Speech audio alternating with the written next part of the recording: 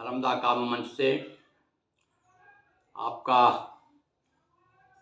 स्नेही पंडित गिरी मोहन गुरु के नवगीत श्रृंखला के अंतर्गत अनेक दिनों से 2-3 माह हो चुके हैं जब से हम आपको बराबर नवगीत सुना रहे हैं।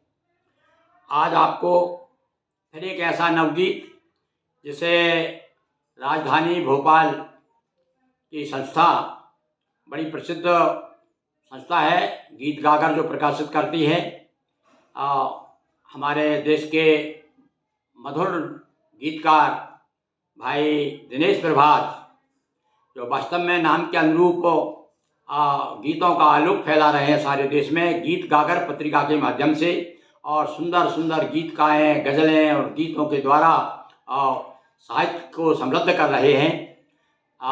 उन्होंने मेरा एक सितंबर 2022 का अंक आपके पास हो तो आप जरूर देखिए, गीत गागर भोपाल। दिनेश प्रभात जी ने मेरे जिस नवगीत को प्रकाशित किया है, आज उसका मैं वाचन कर रहा हूँ, सुनिए। कविता ढूंढ रही है, हिंदी कविता ढूंढ रही है, हिंदी कविता ढूंढ रही है, कहाँ काव्य का रस। देखिए, थोड़ा चिंतन करना पड़ेगा आपको, विचार नहीं है। एक प्रश्न रखे मैंने आप सबके सम्मुख, जो भी झंडा बरदार हैं हिंदी के और काव्य के, सुनिए।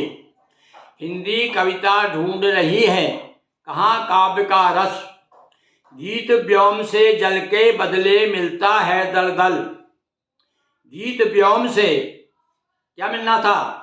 गीत व्योम से जल के बदले मिलता है दल दल, और आंखों में नित मचल रहे हैं अंगारे केवल, आंखों में नित मचल रहे हैं अंगारे केवल।